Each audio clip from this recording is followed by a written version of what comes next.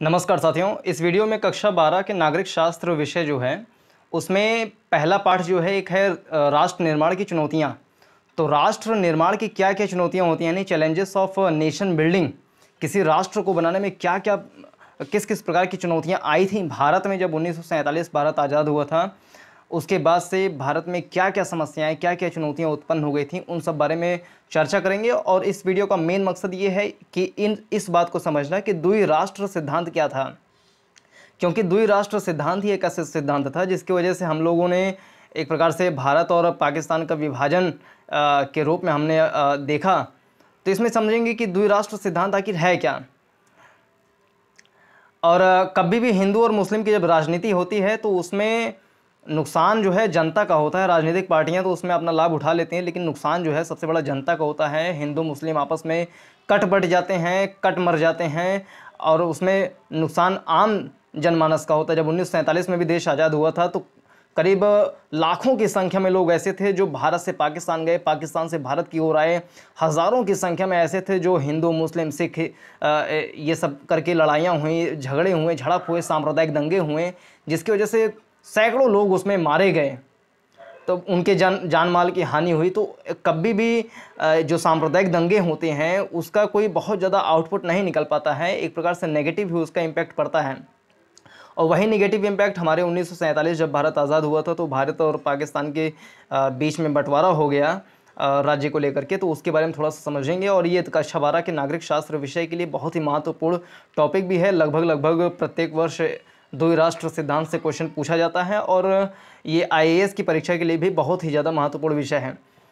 ये जो क्लिपिंग मैं दिखा रहा हूँ ये एक पुस्तक है मोटी सी, उसमें का एक क्लिपिंग है। इसमें बताया गया है जैसे सांप्रदायिक हिंसा क्या होती है, क्योंकि द्वि राष्ट्र सिद्धांत ऐसा माना जाता है कि द्वि राष्ट्र सिद्धांत के पीछे मेन जो कारण था वो सांप्रदायिक हिंसा ही थी। जो कि जिन्ना जी की जो नीति थी वो एक प्रकार से सांप्रदायिक हिंसा वाली थी, सांप्रदायिक नीति थी, जिसमें हिंदू और मुस्लिम को आपस में बांट करके एक पाकिस्तान के निर्माण करने की बहुत तेज़ी से मांग वो करने लगे थे। तो समझेंगे सांप्रदायिक हिंसा क्या। जैसे खिलाफत आंदोलन के समाप्त होने के बाद, जब खिलाफत आंदोलन जैसे 1919 में चालू हुआ था, 1922 में खिलाफत आंदोलन समाप्त हो गया था। तो खिलाफत आंदोलन के समाप्त होने के बाद हिंदू मुस्लिम सामुदायिक सद्भाव समाप्त हो गया और उसका स्थान सांप्रदायिक हिंसा ने ले लिया। यानी जब खिलाफत आंदोलन चल रहा था तो हिंदू मुस्लिम एकता बहुत तेज़ी से उसमें विद्यमान थे। जवाहरलाल नेहरू, महात्मा गांधी और बहुत सारे मुस्लिम नेता भी इसमें मिलजुल करके हिंदू मुस्लिम सद्भावना को बढ़ा रहे थे। लेकिन जब खिलाफत आंदोलन समाप्त हो गया तो हिंदू मुस्लिम जो एक सद्भाव वाली भावना थी वो सांप्रदायिक हिंसा की भावना में भड़कने लगी। और जब 1922 में खिलाफत आंदोलन समाप्त हो गया, सांप्रदायिक हिंसा भड़कने लगी, तो उसी समय 1925 में RSS की स्थापना भी हुई थी। हेडगेवार ने उसकी स्थापना कर दी थी, और 1926 में तबलीगी जमात की भी स्थापना हो गई थी। और ये RSS और तबलीगी जमात की स्थापना एक प्रकार से सांप्रदायिक नीति के तहत ही हुई थी, यानी कि उस समय सांप्रदायिक दंगे भड़क रहे थे। तो बहुत सारे हिंदू महासभा, ये सारे चीज़ जो संस्थान थे वो धीरे धीरे उभर करके आने लगे। तो 1922 से 26 का काल हिंसात्मक सांप्रदायिक घटनाओं के लिए विशेष रूप से दुर्भाग्यपूर्ण है। जैसे आप लिखो ना, 1922 से 26 का काल हिंसात्मक सांप्रदायिक घटनाओं के लिए विशेष रूप से दुर्भाग्यपूर्ण है। यानी कि 1919 से 1922 तक खिलाफत आंदोलन चला था। 1922 से 1926 के बीच में बहुत सारे सांप्रदायिक हिंसा हुए, जिसके तहत 1925 में RSS, 1926 में तबलीगी जमात की स्थापना हुई थी।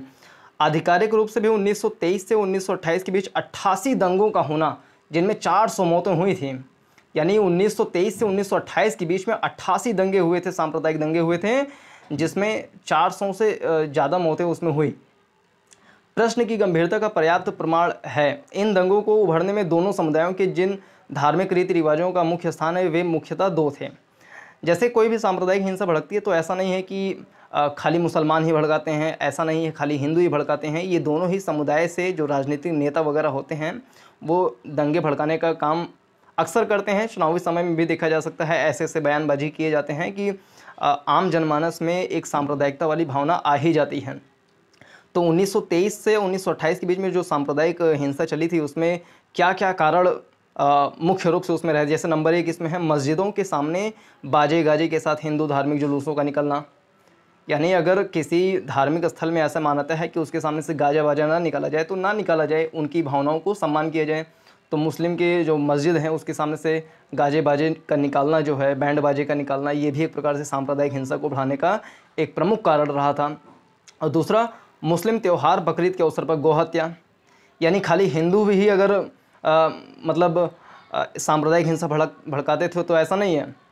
जैसे नंबर 2 में लिखा हो, मुस्लिम त्यौहार बकरीद के अवसर पर गौ हत्या करना। गाय जो है हिंदुओं में बहुत ही धार्मिक माना जाता है। हिंदू धर्म में उसको माँ की संज्ञा दी जाती है, उसका बहुत ज़्यादा सम्मान किया जाता है। अगर बकरीद के अवसर पे आप बकरे काटने के अलावा यदि गौ हत्या करते हैं तो ये कहीं ना कहीं हिंदुओं की धार्मिक आस्था को ठेस पहुंचता है। तो कम से कम बकरीद के समय में गौ हत्या जैसे काम अगर किया जाएगा तो सांप्रदायिक हिंसा तो भड़कना स्वाभाविक ही है। हालांकि सांप्रदायिक हिंसा कभी भी भड़के तो ये अच्छा नहीं माना जा सकता। राष्ट्र के निर्माण के लिए एक बहुत बड़ी चुनौती है। This can be a big threat to the nation building. तो कभी भी इस प्रकार के जो सांप्रदायिकता भड़काने वाले जो काम होते हैं, चाहे हिंदू की तरफ से चाहे मुस्लिम की तरफ से, वो नहीं होना चाहिए, ताकि राष्ट्र निर्माण में इस प्रकार की चुनौती ना उत्पन्न हो कि हम आपस में ही कट मर जाएं और अलग अलग देश का विभाजन होने लगे, जैसे पाकिस्तान का विभाजन हो गया था 1947 में। 1926 का कलकत्ते का दंगा मस्जिद के सामने बाजा बजाने से हुआ था। 1926 में एक कलकत्ता में दंगा हुआ था, वो मस्जिद के सामने बाजा बजाया गया था, इसकी वजह से हो गया। उसी प्रकार हिंदू समाज साधारणतः गाय को पूज्य मानता है और उसकी तुलना माता से करता है, जैसा पहले बताया आपको। स्वयं गांधी ने साधारणतः गाय को पूज्य गांधी जी ने 1919 में खिलाफत आंदोलन में हिंदू समर्थन के बदले गौ हत्या को बंद करने का प्रस्ताव पारित कराया था। यानी महात्मा गांधी जी के लिए भी गौ बहुत ही पूजनीय थी। इसके विपरीत बकरीद के पशुवध औसत मुसलमान के लिए एक धार्मिक बाध्यता है और एक गाय का बलिदान 7 मुसलमानों को धर्म लाभ पहुंचा देने वाला बताया जाता है। इस दृष्टि से अन्य पशुओं की तुलना में गाय का बलिदान कम व्यवसाध्य है, परंतु इस धार्मिक परंपरा का सबसे आपत्तिजनक रूप वह है जिसमें बलिदान के लिए चुनी हुई गाय को सार्वजनिक ढंग से जुलूस के साथ हिंदू बहुमत वाली बस्तियों से उनकी भावनाओं को अधिकतम ठेस पहुंचाते हुए ले जाया जाता है। सांप्रदायिक हिंसा की अनवरत घटनाओं के बाद 1927 में इन दोनों प्रश्नों पर एक आधिकारिक नीति अपनाई गई जिससे तनाव कम हो सके। यानी कभी भी गौ हत्या बकरीद के अवसर पर या मुस्लिम मस्जिद के सामने गाजे बाजे के साथ जाना, यानी कि कुल मिलाकर के ऐसी कृत्य करना जिससे धार्मिक भावनाएं भड़क उठें, तो उससे हम सांप्रदायिक दंगे भड़कने के चांस रहते हैं। और भारत में कई सारे सांप्रदायिक दंगे हुए हैं। आपको मैं एग्जांपल भी दे दूं कि भारत में कितने ज़्यादा सांप्रदायिक दंगे हुए हैं।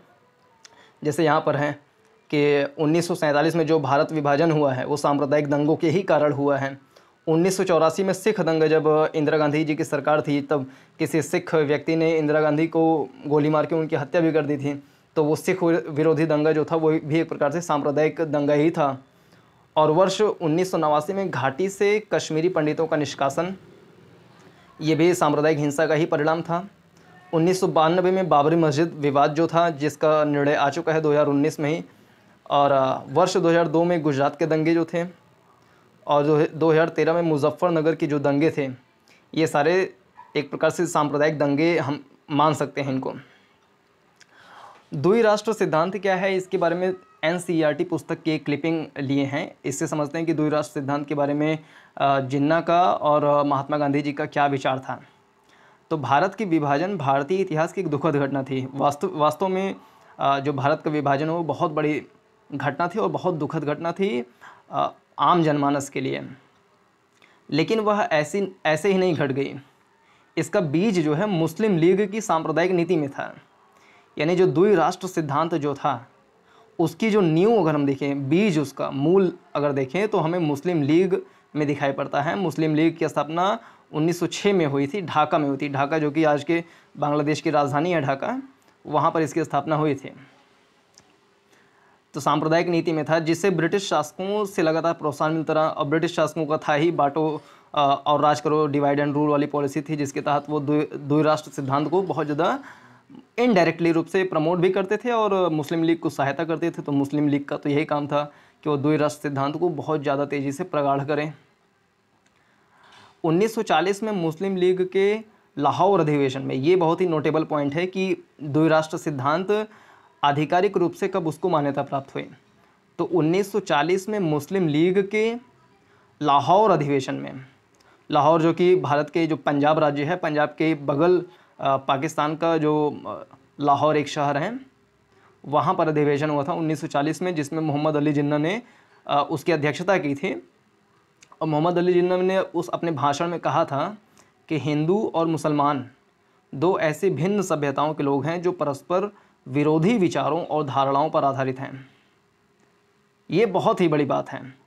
जिन्ना के जो कथन है, फिर से पढ़ना, कि हिंदू और मुसलमान दो ऐसी भिन्न सभ्यताओं के लोग हैं जो परस्पर विरोधी विचारों और धारणाओं पर आधारित हैं। जैसे राष्ट्र, द्वि राष्ट्र सिद्धांत, जैसे द्वि मतलब दो, राष्ट्र मतलब नेशन, सिद्धांत मतलब थ्योरी। तो राष्ट्र मतलब ही होता है कि जैसे बहुत सारे विदेशी जो लोग हैं, वेस्टर्न वाले बुद्धिजीवी, उनकी परिभाषा के अनुसार देखें तो राष्ट्र मतलब होता है ऐसे व्यक्तियों का समूह जिनकी जाति, प्रजाति, धर्म, रंग रूप, ये सारी चीज़ें, उनका कल्चर, उनका इतिहास, उनकी संस्कृति एक टाइप की हो, तो उसको हम राष्ट्र की संज्ञा दे सकते हैं, उस समूह को राष्ट्र की संज्ञा दे सकते हैं। और हिंदू में हिंदू का कल्चर तो मुस्लिम के कल्चर से अलग है ही, यानी हिंदू कल्चर और मुस्लिम कल्चर एक दूसरे से डिफरेंट रखते हैं। इसको उन्होंने आधार बनाया कि कल्चर की वजह से ये दोनों लोग भिन्न हैं, तो एक अलग अलग राष्ट्र बनाना चाहिए। वो मोहम्मद अली जिन्ना ने 1940 में लाहौर के अधिवेशन में कहा था। जिन्ना के अनुसार मुसलमानों का अपना अलग देश, अपना अलग भूभाग, अपना अलग राज्य होना ही चाहिए। वो मोहम्मद अली जिन्ना ने ऐसी बात कही थी। महात्मा गांधी, अबुल कलाम आज़ाद और अन्य राष्ट्रवादी नेता मुस्लिम लीग की इस मान्यता को स्वीकार नहीं करते थे। यानी बहुत सारे मुस्लिम लोग भी ऐसे थे, जैसे कि अबुल कलाम आज़ाद थे। ये मुस्लिम लीग की जो नीति निकल कर आई थी द्वि राष्ट्र सिद्धांत वाली, उसको बहुत सारे मुस्लिम नेता भी और महात्मा गांधी जी इसको नहीं मानते थे। जैसे बहुत सारे लोग कहते हैं कि महात्मा गांधी अगर चाहते तो पाकिस्तान का बंटवारा ना होता, लेकिन महात्मा गांधी जी द्वि राष्ट्र सिद्धांत को नहीं मानते थे। ऐसा NCERT पुस्तक में साफ साफ लिखा हुआ है। गांधी जी का कहना था, मेरी आत्मा किसी भी हालत में यह मानने को तैयार नहीं है कि हिंदू धर्म और इस्लाम दो पूर्णतः विरोधी संस्कृतियाँ और सिद्धांत हैं। यानी महात्मा गांधी के अनुसार हिंदू और मुस्लिम की जो संस्कृतियां हैं वो पूर्णतः, यानी अंशतः भिन्न हो सकती हैं, लेकिन पूर्णतः भिन्न नहीं हो सकती हैं, ऐसा महात्मा गांधी जी का कहना था। लेकिन अंग्रेज अपने को सत्ता में बनाए रखने के लिए बांटो और राज करो की नीति पर चल रहे थे। उन्होंने हिंदुओं और मुसलमानों के बीच एक ऐसी खाई पैदा कर दी जो बराबर चौड़ी होती गई। और जब 1905 में बंगाल का विभाजन हुआ था, जिसमें पश्चिम बंगाल और पूर्वी बंगाल जो आज का बांग्लादेश है, उसको जब विभाजन हुआ था, वो भी एक प्रकार से बांटो और राज करो वाली ही नीति थी। तो कुल मिलाकर के, और इसमें देखिए अंग्रेज हमेशा कहा करते थे कि उनके भारत पर आधिपत्य करने के कारण ही भारत में एकता आई है।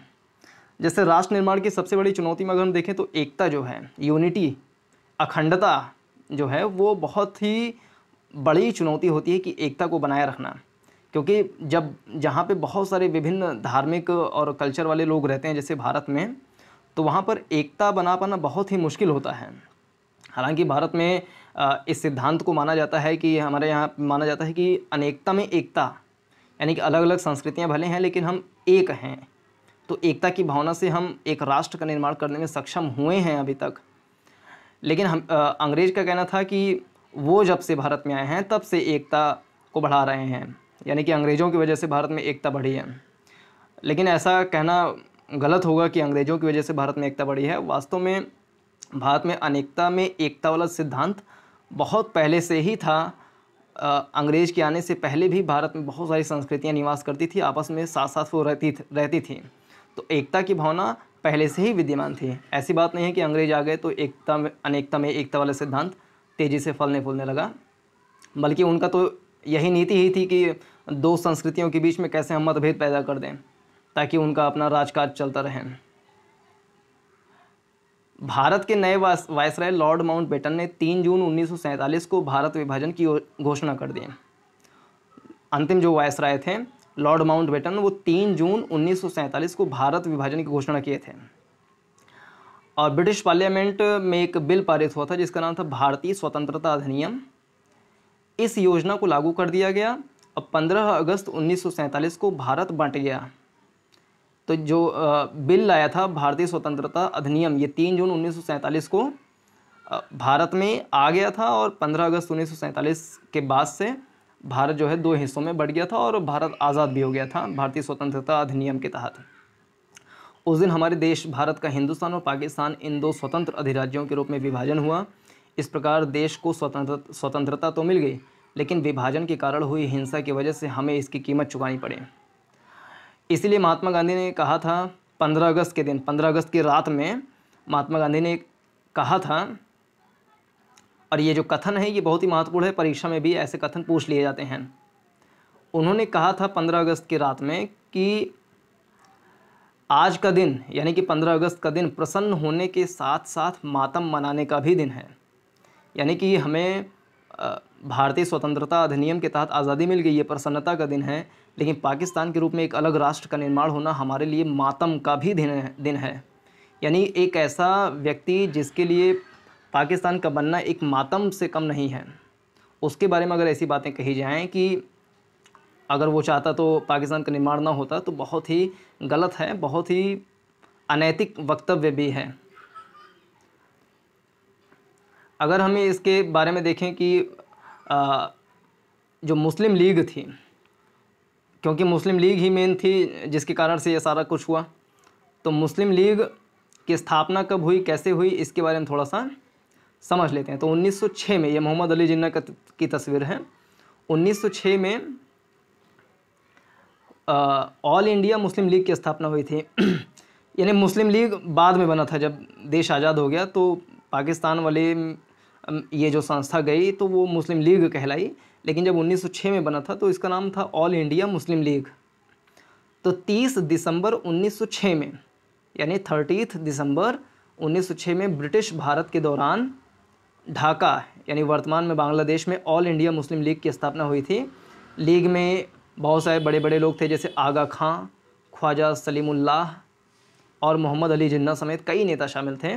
वर्ष 1947 में पाकिस्तान के गठन के बाद ऑल इंडिया मुस्लिम लीग बन गई थी। इसका आधार क्या था, मुस्लिम लीग जो बना था उसका मेन पर्पस क्या था, मेन बेस क्या था, मेन उसका फाउंडेशन क्या था। तो यहाँ पे फिर से उस तथ्य को दोहराया गया कि 1906 में ढाका स्थान पर ऑल इंडिया मुस्लिम लीग की स्थापना की गई थी। तो ऑल इंडिया मुस्लिम लीग का गठन 1906 में ढाका स्थान पर अमल में आया। इसके बारे में यहाँ पे लिखा हुआ है, इसका कोई बहुत ज़्यादा मीनिंग नहीं है इसमें। अखिल भारतीय Muslim League, all India Muslim League British Bharat में एक राजनीतिक पार्टी थी और उपमहाद्वीप में मुस्लिम राज्य की स्थापना में सबसे कारफर्मा शक्ति थी। यानी ये जो पाकिस्तान का निर्माण करने में द्विराष्ट्र सिद्धांत को लाने में सबसे बड़ा जो काम था वो अखिल भारतीय मुस्लिम लीग का ही था। भारतीय विभाजन के बाद all India Muslim league India में एक नए इंडियन यूनियन मुस्लिम लीग के रूप में स्थापित रही। यानी जब भारत का विभाजन हो गया तो एक उसका हिस्सा जो है वो इंडियन यूनियन मुस्लिम लीग के रूप में स्थापित रही और जो पाकिस्तान में गई वो मुस्लिम लीग के रूप में चलती रही। खास करके दूसरी पार्टियों के साथ शामिल होकर सरकार बनाने में पाकिस्तान के गठन के बाद मुस्लिम लीग अक्सर मौक़ों पर सरकार में शामिल रही। भारतीय राष्ट्रीय कांग्रेस के साथ गठबंधन चल रहा है। और द्विराष्ट्र सिद्धांत क्या है उसकी परिभाषा यहाँ पे विकिपीडिया में दिया हुआ है एकदम साफ शब्दों में कि द्विराष्ट्र सिद्धांत या दो कौमी नज़रिया, यानी कि दो भिन्न भिन्न जो कौम के धर्म के लोग हैं उनका जो नज़रिया अलग अलग है, भारतीय उपमहाद्वीप के मुसलमानों के हिंदुओं से अलग पहचान का सिद्धांत है। यानी द्विराष्ट्र सिद्धांत या दो कौमी नज़रिया भारतीय उपमहाद्वीप के मुसलमानों के हिंदुओं से अलग पहचान का सिद्धांत है कि मुसलमानों की पहचान और संस्कृति अलग है, हिंदुओं की पहचान और संस्कृति अलग है, इसलिए दो अलग अलग राष्ट्रों का निर्माण होना चाहिए। इसी को द्विराष्ट्र सिद्धांत बोलते हैं। और द्विराष्ट्र सिद्धांत का थोड़ा सा इतिहास भी जान ले तो और भी अच्छा होगा। उसमें 1857 के जब प्रथम स्वतंत्रता संग्राम हुआ था, मेरठ से स्टार्ट हुआ था, तो उसके 10 साल बाद यानी कि 1967 में 1857 में प्रथम स्वतंत्रता संग्राम आरंभ हुआ था। उसके 10 साल बाद यानी 1867 में अलीगढ़ मुस्लिम विद्यालय के मुख्य संस्थापक जो थे, अलीगढ़ मुस्लिम विश्वविद्यालय के मुख्य संस्थापक सैयद अहमद खान ने हिंदी उर्दू विवाद के कारण 1867 में एक द्विराष्ट्र सिद्धांत को पेश किया था। यानी सबसे पहले किसने किया था तो उसमें सैयद अहमद खान जो कि अलीगढ़ मुस्लिम विश्वविद्यालय के संस्थापक थे, उनका नाम कहा जा सकता है कि 1867 में सबसे पहले द्विराष्ट्र सिद्धांत की जो थ्योरी थी उन्होंने दिया था। और जैसे अभी वर्तमान के जो शशि थरूर एक बहुत बड़े एडवोकेट आप उनको कह सकते हैं, उनका कहना है कि वीर सावरकर जो थे उन्होंने सबसे पहले इसका सिद्धांत दिया था। उनका कहना है कि वीर सावरकर ने इसका सिद्धांत 1906 में जब मुस्लिम लीग की स्थापना हुई थी तो उसके 4-5 साल पहले दिया था। अगर 1906 के 4-5 साल पहले, यानी अगर हम 1900 भी मान लें कि वीर सावरकर ने सन 1900 में ये चीज़ कहा था कि द्विराष्ट्र सिद्धांत होना चाहिए, तो शशि थरूर का ये जो कथन है वो गलत होगा, क्योंकि उसके बहुत पहले ही यानी कि 1867 में ही सर सैयद अहमद खान ने द्विराष्ट्र सिद्धांत की थ्योरी दे चुके थे। यानी सबसे पहले अगर किसी का नाम आएगा तो वो सर सैयद अहमद खान का आएगा, ना कि वीर सावरकर का आएगा। क्योंकि वीर सावरकर अगर दिए भी होंगे, अगर हम एक मिनट के लिए मान लें, तो वो 1900 के आसपास दे सकते हैं। उसके पहले अगर कोई दिया है तो वो सर सैयद अहमद खान का उसमें नाम आएगा। इस सिद्धांत की सरल परिभाषा के अनुसार न केवल भारतीय उपमहाद्वीप की संयुक्त राष्ट्रीयता के सिद्धांत को अप्रतिष्ठित किया गया, बल्कि भारतीय उपमहाद्वीप के हिंदुओं और मुसलमानों को दो विभिन्न राष्ट्र करार दिया गया। उसी का ही कारण था जो कि ये बना। और अलीगढ़ मुस्लिम विश्वविद्यालय के संस्थापक सर सैयद अहमद खान ने इसका सिद्धांत सबसे पहले दिया था 1867 में। कुछ और भी नाम आते हैं, जैसे मोहम्मद इकबाल हैं। यूरोप में अध्ययन और मस्जिद कार्डोब में आज़ान देने के बाद मोहम्मद इकबाल ने व्यवहारिक राजनीति में सक्रिय रूप से भाग लेना शुरू किया, तो यह राजनीतिक विचारधारा सामने आए। 1930 में इलाहाबाद में ऑल इंडिया मुस्लिम लीग की 21वीं वार्षिक बैठक की अध्यक्षता करते हुए उन्होंने न केवल द्विराष्ट्र सिद्धांत खुलकर समझाया, बल्कि इसी सिद्धांत के आधार पर उन्होंने हिंदुस्तान में एक मुस्लिम राज्य की स्थापना की भविष्यवाणी भी की थी। तो 1930 में इलाहाबाद में ऑल इंडिया मुस्लिम लीग की 21वीं वार्षिक बैठक में जो नाम है इनका मोहम्मद इकबाल ने इसके बारे में डिफ़ाइन किया था 1930 में। यानी सबसे पहले 1867 में सर सैयद अहमद खान ने द्विराष्ट्र सिद्धांत की थ्योरी दी थी। 1906 में ऑल इंडिया मुस्लिम लीग की स्थापना हुई थी। फिर 1930 में मोहम्मद इकबाल ने इसको डिफ़ाइन किया था, अच्छे से समझाया था। फिर मोहम्मद अली जिन्ना आ जाते हैं। इन्होंने द्विराष्ट्र सिद्धांत के बारे में कहा था हिंदू मुस्लिम एक राष्ट्र नहीं हो सकते, यानी कि अलग अलग राष्ट्र ही हैं ये, इनको एक राष्ट्र के रूप में देखना सही नहीं है, ऐसा मोहम्मद अली जिन्ना का कहना था।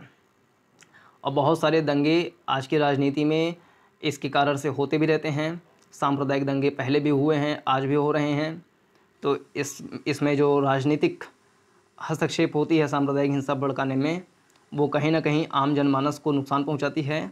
और इसका हमने इतिहास देखा 1947 में द्विराष्ट्र सिद्धांत इतनी तेज़ी से सांप्रदायिक नीति के तहत पनपा कि भारत और पाकिस्तान के रूप में दो अलग देश ही बन गए। तो इस वीडियो में मुख्य रूप से इतना ही। और ये कक्षा 12 के नागरिक शास्त्र विषय के लिए 2020-21 के पाठ्यक्रम के अनुसार ये एक बहुत ही ज़्यादा महत्वपूर्ण टॉपिक है। इसके बारे में चर्चा किया, और जो भी ऐसे और भी टॉपिक होंगे जो महत्वपूर्ण होंगे उसके बारे में चर्चा करते रहेंगे। तो वीडियो को देखने के लिए बहुत बहुत धन्यवाद। इसको अधिक से अधिक शेयर भी कीजिए। जय हिंद, नमस्कार।